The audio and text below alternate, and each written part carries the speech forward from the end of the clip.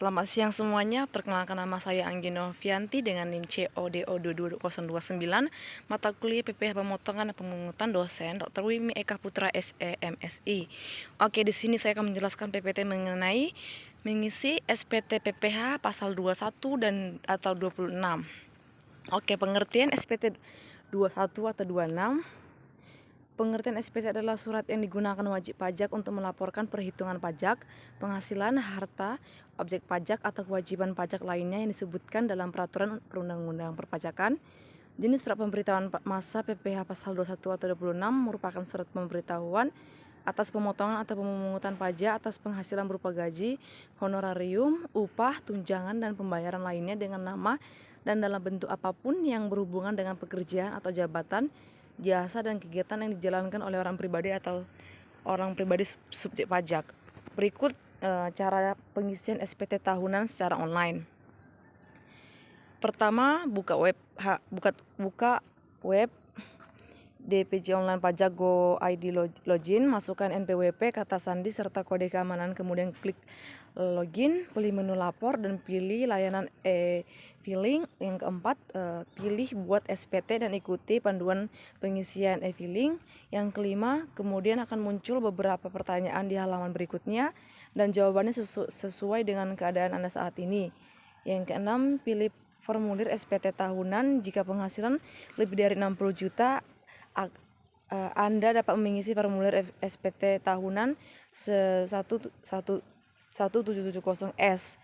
Jika penghasilan kurang dari 60 juta, pilih SPT tahunan 1770SS.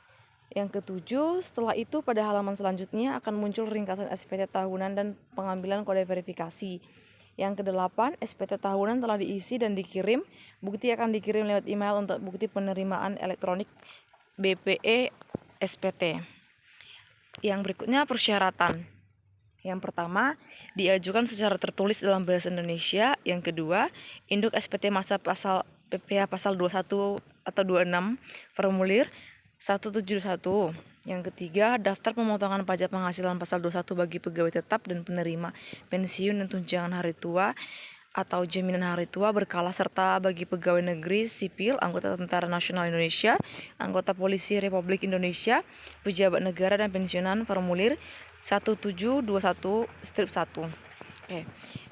Nomor 4, daftar bukti pemotongan pajak penghasilan pasal 21 tidak final dan atau pasal 26 formulir 172111. Yang kelima, daftar bukti pemotongan pajak penghasilan pasal 21 final formulir 172111. Ini 3 kali. Yang keenam, daftar surat setoran pajak SPP atau bukti pemindahan buku BPK untuk pemotongan pajak penghasilan 21 formulir 172114. Daftar biaya formulir 17215. Surat kuasa khusus. Yang ke-9, fotokopi surat keterangan domisili khusus PPH pasal 26. Oke. Yang kemudian formulir 1770S. Yang pertama, wajib pajak masuk ke laman resmi DJP online www.pajak.go.id melalui handphone ataupun laptop. Yang kedua, login dengan memasukkan nomor NIK atau NPWP dan paspor serta kode keamanan. Yang ketiga, jika sudah login, maka klik lapor dan pilih e-filing serta buat SPT.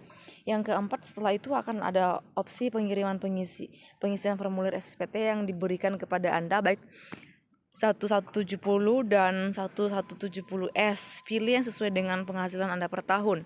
Yang kelima, isi formulir berdasarkan tahun pajak dan status SPT dan klik langkah selanjutnya.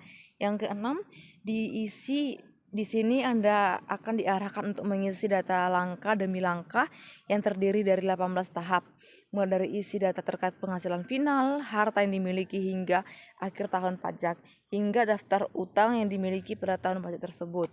Yang ketujuh, jika Anda tidak memiliki utang pajak dan lainnya, maka akan muncul status SPT Anda, yakni nihil, kurang bayar, atau lebih bayar. Kemudian lakukan isi SPT sesuai dengan status. Yang kedelapan, Jika telah selesai, maka klik tombol setuju dan kode verifikasi akan dikirimkan ke alamat email atau nomor telepon terdaftar. Yang kesembilan, masukkan kode verifikasi yang dikirimkan dan klik tombol kirim SPT. Lalu wajib pajak akan mendapatkan tanda terima elektronik SPT tahunan dikirimkan ke email. Berikutnya, waktu penyelesaian. A. Pelaporan SPT masa PPh pasal 21 atau 26 paling lambat 20 hari setelah masa pajak berakhir. Yang B. Kewajiban untuk melaporkan PPh pasal 21 atau 26 yang dipotong tidak berlaku dalam hal jumlah PPh pasal 21 atau 26 yang terpotong pada masa pajak yang bersangkutan nihil, kecuali nihil tersebut karena adanya surat keterangan domisili. Yang C. Dalam hal jumlah PPh pasal 21 atau PPh pasal 26 yang dipotong pada masa pajak Desember nihil, kewajiban untuk melaporkan PPh pasal 21 atau 26 yang dipotong tetap berlaku. Kemudian sistem, mekanisme, dan prosedur. Wajib pajak orang pribadi atau badan wajib melaporkan PPh pasal 21 atau pasal 26 yang dipotong dengan menyampaikan SPT masa PPh pasal 21A secara langsung, B. melalui pos dengan bukti pengiriman surat, C. dengan cara lain melalui 1. Perusahaan jasa ekspedisi atau jasa kurir dengan bukti pengiriman surat. Yang kedua, saluran tertentu yang ditetapkan oleh Direktur Jenderal Pajak sesuai dengan perkembangan teknologi informasi, meliputi A. laman Direktorat Jenderal Pajak, B. laman penyaluran SPT elektronik, C. saluran suara digital yang ditetapkan oleh Direktur Jenderal Pajak untuk wajib pajak tertentu, D. jaringan komunikasi data yang berhubungan khusus antara Direktorat Jenderal Pajak dengan wajib pajak. Yang E. saluran lain yang ditetapkan oleh Direktur Jenderal Pajak. Sekian dari penyampaian materi PPT saya. Terima kasih.